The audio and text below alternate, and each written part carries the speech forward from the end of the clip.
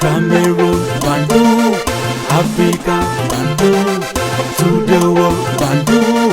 Your Bamenda man, your Ekuna man, your Giman, your Bakore man, your Bayange man, your Bafo man, your Balong man, hey, your Bafoot man, your Sok man, your Kambe man, your Santa man, your Baba man, your Shimbi man, your Bamendankwe man, your Batibo man, and proudly anglophone. Et les amis, don't you forget, je suis l'homme le plus noir de la terre. Oui, celui-là qui embête les menteurs, qui embête les mythos. Ils sont en train de se poser la question, bah, lui là, pourquoi il entre dans ça? Il devait nous laisser dans notre chose, nos choses, vraiment, c'est entre nous. Oui, entre vous, des mythos patentés. Ben, il y a cette face-à-face. Un autre face-à-face entre Sédou Bomo Njoya et Samuel Eto'o-Fils. Les élections, c'est l'année prochaine au niveau de la CAF. Normalement, Patrick Motsepe a déjà gagné parce qu'il n'y a pas de concurrent. Mais son comité exécutif doit être renouvelé.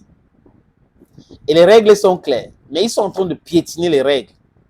Espérons bien qu'ils vont devoir répondre. J'ai vu une image de Patrick Motsepe à Kampala. Il sortait de la présidence de ce pays-là, rencontrer le président Museveni pour parler de l'organisation du CHAN 2025. Et en passant, ils ont remercié le président ougandais pour son intérêt dans l'organisation de cette compétition. Les amis, le CHAN, qui a perdu même de sa valeur, de son importance aux yeux des Africains, parce qu'il n'y a pas assez de publicité, il n'y a pas assez de la communication autour de cet événement. Le seul événement qui traîne beaucoup de monde en ce qui concerne la CAF, ou l'événement organisé par la CAF, c'est la Coupe d'Afrique des Nations. Maintenant, parlons des élections. Ils font tout. Ils ont essayé d'écarter Samuel Eto'o-Fils. Mais seulement, si les règles disent que c'est la fédération, une fédération qui doit coopter un membre, et qu'il y a un membre qui n'a pas été coopté par la fédération, comment se fait-il que ces membres restent là et vont aller toujours aux élections? Sauf s'il veut nous dire que quand tu es membre, même si la fédération ne te coopte pas, tu restes là, tu peux aller aux élections. On va voir. C'est les mêmes gens qui ont menti à Mondovision que Eto'o était allé convaincre le président de la fédération centrafricaine de football d'entrer dans le COMEX et lui ne voulait pas. Ils ont dit que Eto'o allait convaincre le président de la fédération congolaise de football pour mettre sa candidature aussi pour contester, pour entrer dans le COMEX. Et que le gars ne voulait pas. Regardez donc les gens, ils ont déjà mis leur candidature. Parce qu'ils disaient que Eto'o pense, et dans la tête d'Eto'o, c'est qu'on devait l'exclure, il ne devait pas être candidat. Donc s'il n'était pas candidat, il fallait qu'on soutienne un autre candidat. C'est pour cette raison qu'il a fait le tour d'Afrique. Du n'importe quoi. Les gars rendent compte de mensonge en mensonge. Et tous les jours, ils ne font que mentir. Ils ne font que mentir. Les amis, je vais vous donner la liste de ceux qui vont aller à cette élection-là pour le comité exécutif de la CAF. Donc, je répète encore, face à face entre Samuel Eto'o-Fils et Sédou Bomo Njoya, les deux sont en liste pour le poste au comité exécutif de la CAF. Dans la liste, on a l'Union nord-africaine de football, UNAF. Il y a Hissène Djenaya, il est tunisien. Il y a Walid Sadi, il est algérien. Donc, de ce côté, l'Égypte, le Maroc, la Mauritanie, la Libye ne vont pas envoyer les candidats. Ils vont soutenir un des deux candidats, Hissène Djenaya, qui est tunisien, et Walid Sadi, qui est algérien. À ce qui concerne Centre-Est, c'est CACAF. On a Wallace Karia, qui est tanzanienne. On a Moses Hassim Magogo, qui est ougandais. Donc, il y a deux candidats en Afrique australe. On a Union des fédérations de football d'Afrique centrale, UNIFAC. Au niveau de l'UNIFAC, c'est là où il y a beaucoup de candidats, les amis. Vous avez Samuel Eto'o-Fils, président de la Fédération camerounaise de football.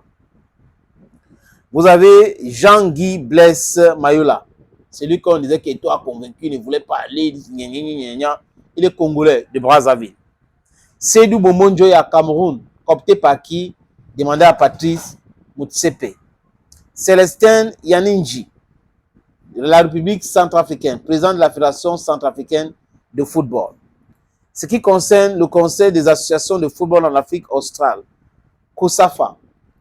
COSAFA a il y a trois candidats, aux 4.